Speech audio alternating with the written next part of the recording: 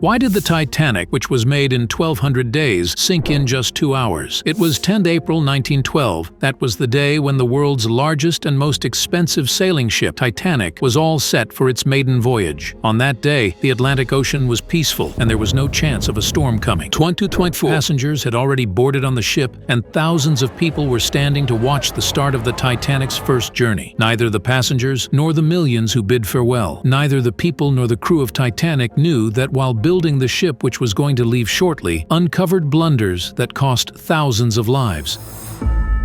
Blunders, if not done, might have made Titanic famous in this world, not because of being crushed, but because of its success. The mistakes that even Titanic's captain, Edward Smith, who had 40 years of experience, could not see. Leaving aside the captain's 40 years of experience, these mistakes were made by the company that operated the Titanic White Star Line, which had 107 years of experience in operating secretly. They did not see these mistakes, and even the Titanic manufacturing company, Harland and Wolff, did not see these mistakes, who had manufactured more than 500 ships just before Titanic. The construction of Titanic started in 1909 and took about 3 years. After time and hard work of 2,000 workers, now the ship was completely ready, but the phase of testing it was still pending. As soon as it passed the test successfully, it was marketed all over the world in various newspapers with the heading Unsinkable Titanic, i.e. unsinkable ship. It was built where its first journey was to start from the city of Southampton, which took place on the day 10th April 1912. And its destination was the American city of New York. The price of traveling in an economic portion of Titanic was $30, but traveling in first class costs $150. As a result of this marketing, all the tickets were booked immediately, and finally they came when Titanic was about to start its maiden voyage. Blunder number 1. At exactly 12:00 in the afternoon, Titanic started its maiden voyage, and also Titanic's mistakes started coming to light. Captain Smith had already received a deadline from Cairns that under any circumstances he had to reach New York by 17 April, and within a few days, the captain kept the speed of the ship very fast from the very beginning. Due to the instructions and pressure given by the owner, Captain Smith had to reach New York as soon as possible because this was the first voyage of Titanic, and if he had not reached the New York Times, the reputation of Titanic would have been ruined. Any vehicle in the world, be it a machine or gold mine, there are many operating procedures in which speed limit is also a part of these procedures, and that part was violated at the beginning of the journey itself. Within a short time, the ship left the port of Southampton so far behind that nothing could be seen in the distance except the blue sea. Blunder number 2. Now 3 days had passed since the Titanic was sailing, and for a while in France and Ireland, the Titanic passed 72 hours. It was moving steadily towards New York for hours. It was the evening of April 14th, 1912. There was silence and fog everywhere in the sea, due to which the visibility had also reduced. On the same night, another foreign ship, which was a few hours from Titanic, its captain had given a wireless warning about the iceberg floating on the sea. Experts believe that this warning was given at least 6 times, but due to the negligence of the operators, the extremely important warning was missed. Perhaps this was a normal thing for them, but they missed it, and this was the second mistake. Titanic was the first luxury ship, and many VIPs were present in it. That is why most of the staff were busy in the service of first-class passengers. It was famous that if they had taken these warnings seriously, then the whole subsequent scene would have been different. A blunder number 3. The speed of the ship was also high, and a very important warning had also been missed by them. The Titanic was moving fast in a very fearless manner to the range of the iceberg, but it could still be saved because the guards were on alert and ready to inform the captain if any danger was seen from a distance. The guards were alert, but they could not see the iceberg from a distance because binoculars were kept inside the locker, but the key to the crow's nest locker was nowhere to be found on the journey. As a result, the lookouts on the most lavish ship in the world lacked binoculars. When the ship's guard reported to the captain the iceberg, just like the size of a football field, was right in front of the ship, but now it was too late because the iceberg had come very close. Blunder number 4. As icebergs are often encountered in the Atlantic Ocean that are easily tackled by most of the ships. Perhaps Captain Smith also thought the same. As soon as he got the news of this, Captain Smith ordered to stop the engine of the ship and to change the direction of Titanic. Of course, he tried very hard to to avoid the iceberg, but the distance was so short that doing anything proved futile. The iceberg was now hit against the center of the Titanic, but there was still a lot of hope that the Titanic could be saved from the iceberg. This hope remained, as it was thought that maybe the iceberg would not damage the body of the ship, or it might get broken after colliding the ship, and maybe the same would have happened if the fourth blunder had not shown its effect. Experts believed that the rivets on the body of Titanic were not made of steel, but of cast iron. The job of these rivets is to keep large pieces of iron together, but cast iron is softer than steel. Reports revealed that when an iceberg hit the ship, the rivets opened up due to the pressure, and then the same thing happened, which Captain Smith had feared. Blunder number 5. Titanic had collided with an iceberg the size of a football field, and now water had started filling the bottom of the ship. The dangerous collision had alerted the entire crew and passengers, as well Titanic's owner, Joseph Bruce, who was present on the ship. Of course, water had started filling in the Titanic, but there was still hope for the Titanic's survival because the Titanic was designed in such a way. It was believed that even if 3 of its floors were filled, it would still not sink, but the misfortune was that after crossing 3 floors of the ship, the water had now reached the 4th floor. Now the matter had gone out of hand. Titanic was slowly sinking in the ocean. Now, without thinking about the ship, this was the time to save the passengers present in it. Captain Smith issued an emergency alert on the radio. A plan was made to shift the passengers to the lifeboat until someone could come for help. But on this occasion, the 5th mistake had caught the attention. Yes, there was space for a total of 32 lifeboats in the ship, but due to negligence, only 20 boats were kept. There were 1,500 passengers and only 20 boats were present. Blunder number 6. There was chaos everywhere, and everyone wanted to board on a few boats. At 12:45, the first emergency boat was launched into the sea, but there was another 6th mistake due to the chaos. The boats were launched into the sea without being completely filled, in which the preference was given to first-class passengers, that is, those who were more wealthy were seated first. If more passengers were accommodated in the boats, then there would have been fewer people drowned. Ship was rapidly sinking into the sea. Due short circuit at 2:18, all the lights were extinguished, and the next moment the ship broke into 2 parts. It took 2 hours and 40 minutes for the Titanic to sink completely into the sea, and in this way 16 people died in the cold Atlantic Ocean. Let us tell you one more thing, that the temperature of the water at that time was 2 degrees centigrade, which means even if the passengers jumped in cold water, there was no chance of survival because in such a low temperature, humans could not survive for more than 30 minutes. It is said that the death toll was much more than 500 because many of the people who were familiar with the attack on the ship had boarded the ship without tickets. The highest number of people who survived were mostly females. On the other hand, Captain Smith spent the whole time trying to save the life of passengers, and he was the last man who jumped from the sinking ship.